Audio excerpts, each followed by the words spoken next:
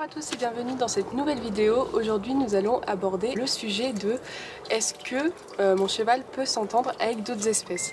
Donc cette vidéo m'a tout simplement été inspirée par la petite bête que vous voyez juste ici, qui est tout simplement un mouton. Coucou mon zouzou. Ça va bébé? Ce mouton est tout simplement arrivé chez moi on ne sait pas comment.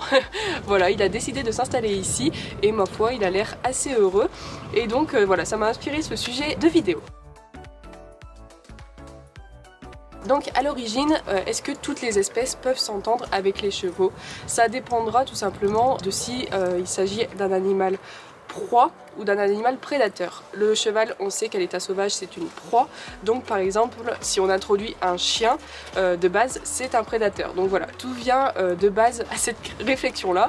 Bien évidemment l'homme entre temps a domestiqué pas mal d'animaux, ce qui fait qu'aujourd'hui le chien n'a absolument plus un rôle de prédateur. Cependant il se peut que pour certaines races il ait toujours un instinct de contrôle et de regroupement de troupeaux, vous voyez ce que je veux dire. Je pense par exemple aux chiens de berger qui vont essayer de toujours tourner autour pour faire un vrai troupeau.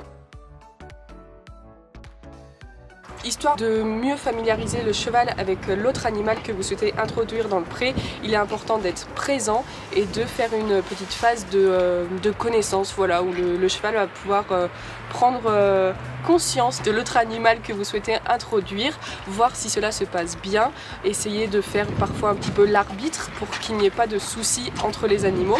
Pour le coup, nous on n'a pas du tout fait ce rôle-là avec le mouton.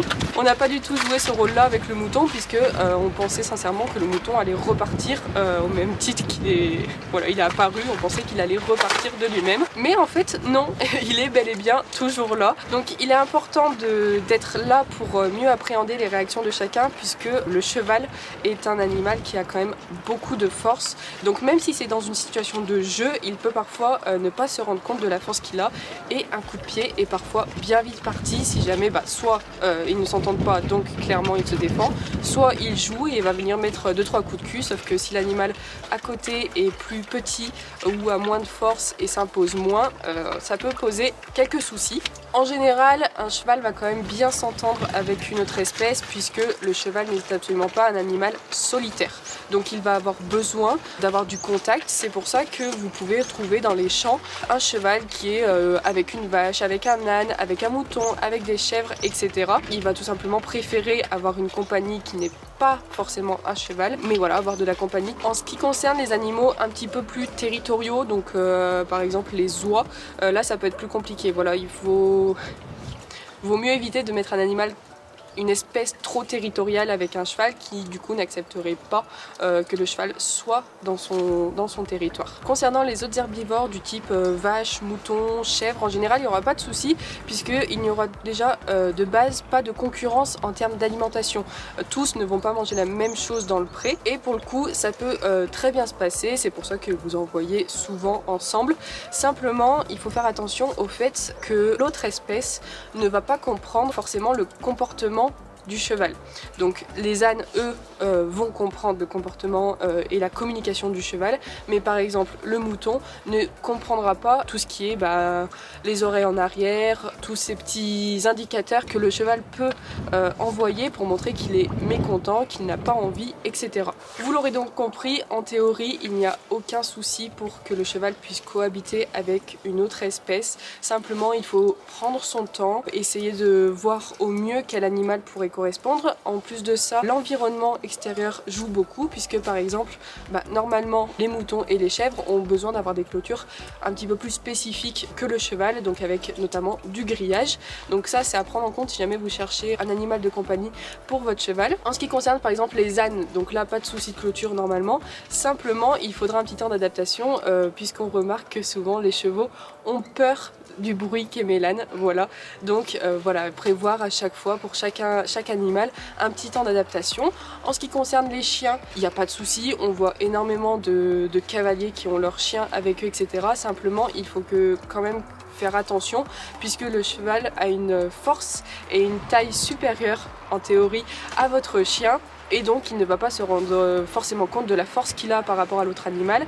Si votre chien se met par exemple à courser votre cheval, ça peut l'énerver, l'agacer ou alors devenir un jeu. Mais pareil, il faut que ce soit quelque chose qu'on régule et qu'on puisse arbitrer. Après ça dépendra aussi de votre cheval et de son tempérament. Et donc je vais maintenant vous parler un petit peu plus de mon expérience. Concernant les chiens, alors ma chienne est un berger des Pyrénées, donc elle a un petit peu l'instinct de troupeau, de toujours réunir les chevaux entre eux. Aujourd'hui elle ne l'a plus parce qu'elle est relativement vieille et qu'elle ne m'accompagne même plus quand je vais voir les chevaux, mais étant jeune elle avait énormément cet instinct là et donc elle allait les regrouper et pour les regrouper elle passait juste derrière leurs sabots en faisant mine tout simplement de venir un petit peu les mordiller pour qu'ils aillent dans le sens tout simplement où elle voulait qu'ils aillent. Cependant, mes chevaux n'étaient pas très d'accord et en particulier Praline. Donc Praline s'est déjà pris un coup de sabot. Voilà, on avait beau l'appeler, l'instinct revient au galop parfois justement et donc elle nous écoutait pas forcément dans ces moments-là, elle était dans son truc et donc elle s'est déjà pris un coup de sabot. Plus de peur que de mal heureusement, mais donc voilà, ce sont des choses qui peuvent arriver que nous on a pu voir et au fur et à mesure qu'on a pu réguler. Et puis aujourd'hui comme je vous disais elle est vieille donc il n'y a plus ce souci là, mais donc voilà, le danger est quand même toujours présent puisque bien que le cheval ne mette pas un énorme coup de cul ou un énorme coup de sabot, il a une force qui est bien plus importante que celle de Praline tout simplement. D'autant plus si jamais votre cheval est ferré, où là pour le coup, et ben, on le sait, hein, l'impact sera beaucoup plus brutal avec un fer que sans fer. Concernant le chat, alors mon chat a énormément de chances que Trop soit très patient. Donc ce que je vous disais, voilà, en fonction de chaque cheval est différent. Trop a toujours fait très attention au chat, mais Vasco par exemple, lorsque le chat est au sol, va avoir tendance à la charger. Donc c'est quelque chose que je sais et que je vais venir anticiper si jamais je vois que mon chat m'accompagne au pré. Je vais tout simplement la porter pour qu'elle ne soit pas au sol puisqu'elle est beaucoup plus petite et beaucoup plus fragile et que je sais que clairement si Vasco la tape on va avoir des gros soucis. Donc Tropico a toujours fait attention à mon chat quand elle était dans l'écurie. C'est vrai qu'il y a eu plusieurs fois où je l'ai vu qui se mettait en équilibre sur 3 pattes pour ne pas lui marcher dessus puisque tout simplement mon chat, et j'ai l'impression qu'elle ne comprend pas que voilà, elle a une taille qui est totalement inférieure à celui du cheval et que pour elle, chaque patte est un poteau ultra doux, donc c'est cool d'aller faire des câlins autour, voilà, donc aucun souci. Donc Trop pour le coup il a toujours fait attention. Par contre voilà, Vasco il aime bien la charger quand elle est au sol. Par contre quand elle est dans mes bras, c'est vrai qu'ils adorent se câliner. Le cheval expire de l'air chaud que mon chat adore et mon chat est assez doux et je pense que ça intéresse et intrigue pas mal mes chevaux. Donc à ce niveau là l'entente est quand même cordiale.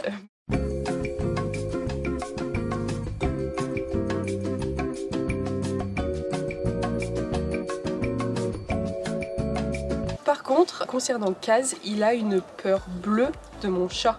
Mais vraiment, il en a extrêmement peur. C'est le plus grand, mais il est terrorisé à l'idée de la voir.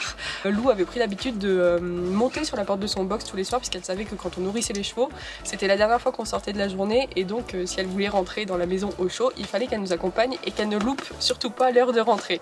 Donc elle nous accompagnait, elle se mettait sur la porte de son box histoire d'être à notre hauteur, comme ça on la portait. Voilà. Et donc elle se mettait sur la porte de Kaz. Sauf qu'à partir du moment où le chat se mettait sur sa porte, il était au fond de son box et il ne bougeait plus tellement il en avait peur. J'ai essayé de dédramatiser un petit peu la chose en la prenant dans mes bras, en lui faisant sentir etc. Mais rien n'y fait, il en a peur. Donc voilà, pour le coup, le chat n'est pas une très bonne compagnie pour Kazoo et il en a très peur. Concernant le mouton, donc voilà, c'est un mouton qui est arrivé du jour au lendemain et on était persuadé qu'il allait repartir comme il était arrivé quoi. Sauf que pas du tout. Alors pour le coup l'entente elle se fait très bien, surtout avec Kazoo. Vasco a parfois des tendances à lui courir un petit peu après, sauf que le mouton, comme je vous disais précédemment, ne comprend pas du tout le comportement des chevaux et surtout leur communication.